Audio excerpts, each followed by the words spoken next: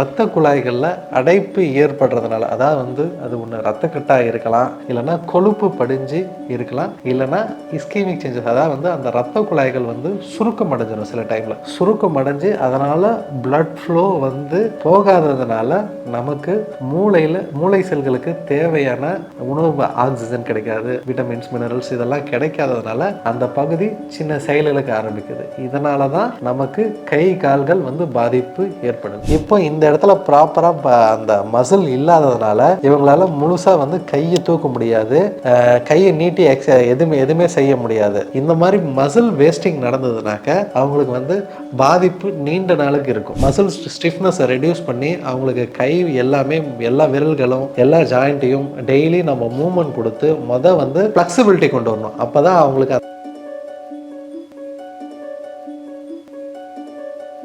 எல்கேஃபே நேயர்களுக்கு வணக்கம். நான் டாக்டர் சிஎம் சதீஷ்குமார், சித்த மருத்துவர். இன்றைக்கி நம்ம என்ன டாபிக் பார்க்க போகிறோம் அப்படின்னா, பக்கவாதம், சிவிஏ அப்படின்னு சொல்லுவாங்க, செரிப்ரோவாஸ்குலர் ஆக்சிடென்ட். இதில் நமக்கு மூளையில் ஏற்படுற அந்த இரத்த குழாய் சுருக்கத்தினால ரத்தம் ஒழுங்காக மூளைக்கு போகாமல் கை கால்கள் ஏற்படுற பாதிப்புகளுக்கு இன்றைக்கி என்ன தீர்வு, அதுக்கு சித்த மருத்துவத்தில் எப்படி ட்ரீட்மெண்ட் பண்ணுவோம் அப்படின்றத பார்க்கலாம். பக்கவாதம் எப்படி ஏற்படுது அப்படின்னாக்க, மூளையில் ஒரு சிறு பகுதிக்கு ரத்தம் பிளட் ஃப்ளோ சப்ளை இல்லாமல் பிளாக்கேஜ் ஏற்படுறதுனால அது கண்ட்ரோல் பண்ணியிருந்த பகுதியான கை கால்கள், அதுக்கு ஆப்போசிட் சைடு ரைட் சைடு நமக்கு பக்கவாதம் வருது அப்படின்னாக்க லெஃப்ட் சைடு கை கால்கள் செயலிழந்து போகிறோம். ஏன்னாக்க ரைட் சைடில் இருக்கிற மூளை பகுதிகள் தான் லெஃப்ட் சைடில் இருக்கிற கை கால்களை கண்ட்ரோல் பண்ணிருக்கு. அதே மாதிரி லெஃப்ட் சைடில் நமக்கு ரத்தம் ஒழுங்காக போல அப்படின்னாக்க ரைட் சைடில் இருக்கிற கை கால்கள் செயலிழக்கும். இது எப்படி ஏற்படுது அப்படின்னாக்க, ரத்த குழாய்களில் அடைப்பு ஏற்படுறதுனால, அதாவது அது ஒன்று இரத்தக்கட்டாக இருக்கலாம், இல்லைன்னா கொழுப்பு படிஞ்சு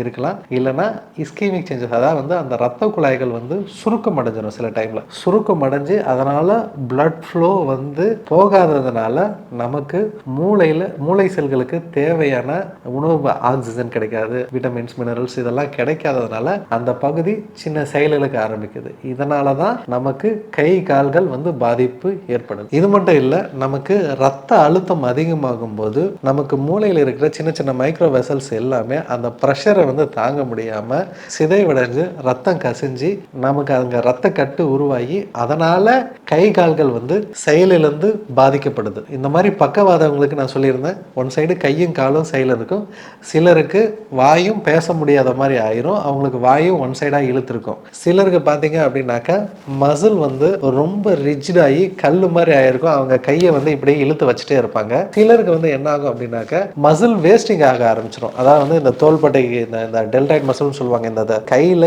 இந்த பகுதியில் இருக்கிற மசில் எல்லாமே கொஞ்சம் கொஞ்சமாக சிதைவு ஏற்பட்டு இந்த போனே என்ன ஆயிரும் அப்படின்னாக்கா கொஞ்சம் ஒன் ஸ்டெப் கீழே இறங்கிரும். இப்போ இந்த இடத்துல ப்ராப்பராக அந்த மசில் இல்லாததுனால இவங்களால முழுசா கையை தூக்க முடியாது, கையை நீட்டி எதுவுமே செய்ய முடியாது. இந்த மாதிரி மசில் வேஸ்டிங் நடந்ததுனாக்க அவங்களுக்கு பாதிப்பு நீண்ட நாளுக்கு இருக்கும். அதுக்கப்புறம் அவங்களால ஒழுங்கா நடக்கவே முடியாது. அவங்களோட கேட், அதாவது மசில் ஃபுல்லாக வேஸ்ட் ஆகிறதுனால அவங்களுக்கு காலை ப்ராப்பராக எடுத்து வச்சு நிற்க முடியாது. ப்ளஸ் இடுப்புலேருந்து தான் அவங்க செமி சர்ஃபேஷன் கேட்டுன்னு சொல்லுவாங்க, இடுப்புலேருந்து காலை ரொட்டேஷன் கொடுத்து தான் அவங்களால நடக்க முடியும். சிலருக்கு நீ ஜாயிண்ட்ல நல்ல தேய்மானாகி பின் பக்கமாக வளைஞ்சு அவங்க நேரம் நிற்க முடியாது.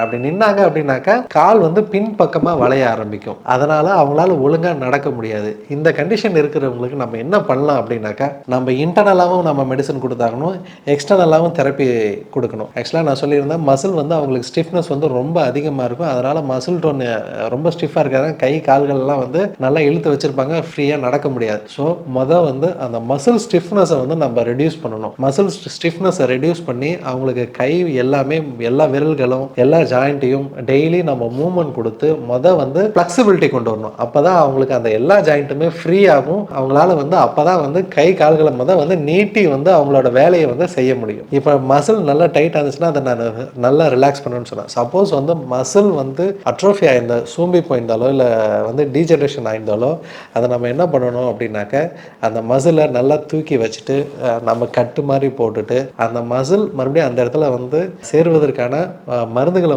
நம்ம கொடுக்கும்போது கொஞ்சம் கொஞ்சமாக அந்த அட்ரோஃபியான மசில்ஸ் நமக்கு அந்த இடத்துல வளர ஆரம்பிக்கும். ஸோ அப்போ ஆட்டோமேட்டிக்காகவே நமக்கு அந்த பிரச்சனையிலேருந்து அவங்களுக்கு கை மூவ்மெண்ட் எல்லாமே கொஞ்சம் கொஞ்சமாக இம்ப்ரூவ்மெண்ட் வந்து ஆக ஆரம்பிக்கும். ப்ளஸ் வந்து அந்த உள்ள வந்து நம்ம என்ன பண்ணணும் அப்படின்னாக்க, இந்த பிரச்சனை வந்தவங்களுக்கு நர்வ் டேமேஜ் வந்து கண்டிப்பாக இருக்கும். ஸோ அதனால நரம்புகளை வந்து வன்மைப்படுத்தக்கூடிய மருந்துகளும், மூளையில் அந்த ரத்த குழாய் சுருக்கம் அடைஞ்சிருந்தாலும் சரி, இல்லை ரத்தக்கட்டு உருவாயிருந்தாலும் சரி, அந்த சுருக்கம் அடைஞ்சதுன்னா அந்த வெசல் வந்து கொஞ்சம் டைரக்ட் ஆகிட்டு அந்த பிளட் ஃப்ளோ நார்மல் ஆகிற மாதிரி உள்ள மருந்துகள் நம்ம கொடுக்கணும். ப்ளஸ் வந்து ரத்த கட்டு அங்கே மூளையில் உருவாயிருந்ததுன்னா கொடுக்குற மருந்துகள் மூலமாக அந்த ரத்த கட்டு கொஞ்சம் கொஞ்சமாக கரைய ஆரம்பிக்கும். இது மட்டும் இல்லை, கம்பல்சரி இந்த மெடிசன் எடுக்கும்போது பிபி வந்து கண்ட்ரோலில் வைக்கணும். ஏன் அப்படின்னா, ஒரு வாட்டி பக்கவாதம் வந்துச்சுன்னா ரெண்டாவது வாட்டி வரக்கூடாதெல்லாம் இல்லை. பக்கவாதம் எத்தனை வாட்டி வேணாலும் திரும்ப வரலாம். சரிங்களா? ஸோ அதனால் கம்பல்சரி பிபி கண்ட்ரோலில் நம்ம எப்போதும் மெயின்டைன் பண்ணணும். பக்கவாதன்றது ஒரு லாங் டேர்ம் ட்ரீட்மெண்ட் தான். கிட்டத்தட்ட குறைஞ்சபட்சம் 3லேருந்து 4 மாதம் ஆகும். இது வந்து விடாமல் தொடர்ந்து எக்ஸசைஸ் கொடுத்துட்டே இருக்கணும். ப்ளஸ் வந்து வர்மா எக்ஸ்டர்னல் தெரப்பி கொடுக்கணும். இன்டர்னல் மெடிசன் வந்து ரெகுலராக எடுத்துக்கணும். ப்ளஸ் வந்து உணவு முறை வந்து ரொம்ப முக்கியமாக வந்து நம்ம பார்க்கணும். ஏன் அப்படின்னாக்க, பிபி அதிகமாகுது. ஸோ அதனால் ஆட்டோமேட்டிக்காக வந்து பிபியை கண்ட்ரோல் பண்ணுறதுக்கு நம்ம உப்பு புளியை வந்து நம்ம கம்மி பண்ணி தான் ஆகணும். நரம்புகள் வந்து செயல் இழந்துட்டு போகுது. ஸோ அதனால் நரம்புகள் வன்மை அடைகிறதுக்கு, கொஞ்சம் மசில் போடுறதுக்கு எல்லாத்துக்குமே புரத உணவுகள், ப்ரோட்டீன் டயட் வந்து கம்பல்சரி கொஞ்சம் கொடுக்கணும். மசில் ரிலாக்ஸேஷனு, இது அயன், இரும்பு சத்து, கால்சியம், விட்டமின்ஸு, இது எல்லாமே கரெக்டாக போகிற மாதிரி வந்து நம்ம மெயின்டைன் பண்ணணும். அதிகமான ஃப்ரைட் ஐட்டமோ எண்ணெய் பலகாரமோ கொடுக்கக்கூடாது. கத்திரிக்காய், கருவாடு, மீன் இது அதிகமாக எடுத்துக்கிறத வந்து அவாய்ட் பண்ணணும். உப்பு புளி வந்து கம்மி பண்ணணும். இதை மட்டும் ஃபாலோ பண்ணிட்டு வந்தாங்கன்னாவே போதும், பக்கவாதத்திலேருந்து முழுமையாக நம்மளால் வெளியில் வர முடியும். இது போன்ற சித்த மருத்துவ குறிப்புகளோட தொடர்ந்து உங்களை சந்திக்கிறேன். நன்றி, வணக்கம். இந்த வீடியோ உங்களுக்கு பிடிச்சிருந்தா லைக் பண்ணுங்க, ஷேர் பண்ணுங்க, கமெண்ட் பண்ணுங்க. மறக்காம ஹெல்த் கஃபே தமிழ் சேனலை சப்ஸ்கிரைப் பண்ணிட்டு பெல் பட்டனை கிளிக் பண்ணிடுங்க.